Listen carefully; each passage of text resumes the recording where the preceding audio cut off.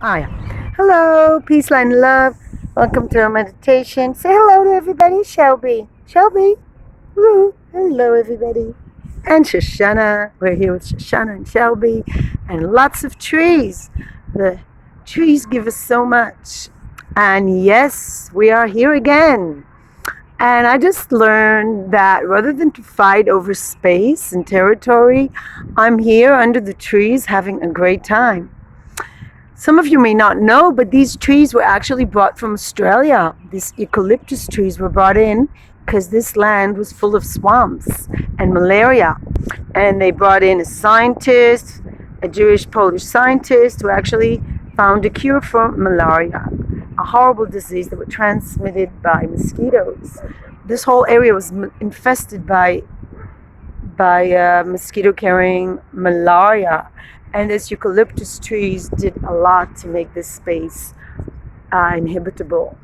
So we have a beautiful dog park, and we're here by the river that reminds us that time never stops, that life always continues. And actually, I've been learning that language too develops and evolves and doesn't stay the same.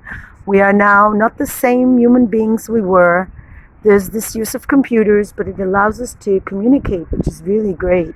I wanted to talk to you about devotion.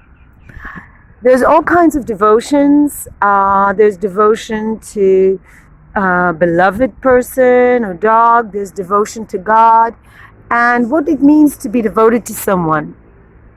Now, there's this song, Totally Devoted to You. And the whole point is that we've fed this movies and novels and songs that are being devoted to one person. And reality is that oftentimes that's not going to happen because people are weak and people change and they're not strong. They're not like trees. I really love trees. Trees are devoted to the earth. They are planted deep into the earth with their roots and their branches reaching up to the sky. And there really isn't a tree. There isn't really a poem as lovely as a tree. A tree is a creation that is absolutely incredible, and that's devotion for me, to stay rooted in something, in your practice. That's what the yoga has been doing to me. For me, I've found something to be devoted to that will always, always give you back so much. It will make you healthy and flexible and strong. And even though sometimes after yoga practice I'm really angry because all the things come up to surface, it's just a wonderful practice. And I really thank Shivananda Yoga for bringing me to this practice closer and closer to reaching this devotion that is so empty in human life. So few people are devoted to a cause all the way. And when they are, they're like extremists and they become violent. And it's so sad. I am devoted to several causes, in fact. One of my big causes that I'm involved with is animals and making sure that animals are there and we can see them and we don't treat them like objects, because there's a problem with a world where we eat some animals and keep others as pets. And it's bad for the planet, it's bad for everything, it's a bad all around. And I hope people out there in Cyberland that you today try to be vegetarian. Try to give up meat because it's a slaughtered animal that wanted to live, and not different than these animals actually, with lots of feelings that are very evolved. And plants are really good for us. In fact, it reminds me I have to make spinach today. There's so many wonderful things we can do with vegetarian cooking. It's just a matter of being devoted. And I'm also devoted. I thought I was devoted to my children. I spend a great deal of time caring for my young ones, not giving them to anyone else, and realizing now that it's because of my mistrust. I was living in a place where I just didn't trust people to care for my children, not to beat them, not to yell at them. And in fact, even here we have lots of problems in kindergartens with people yelling at kids, verbal violence, if not physical violence. And really, why should anybody raise their voice to a child with such a delicate being And so I did devote a great deal of my time for my children, and I can't say that they really appreciated it. They took it for granted. Oh, that's a beautiful song from the school here. But you know what? I'm hoping that one day they will appreciate it when they reflect. Maybe they're not able to reflect. Children do not reflect naturally. Maybe one day when they think beyond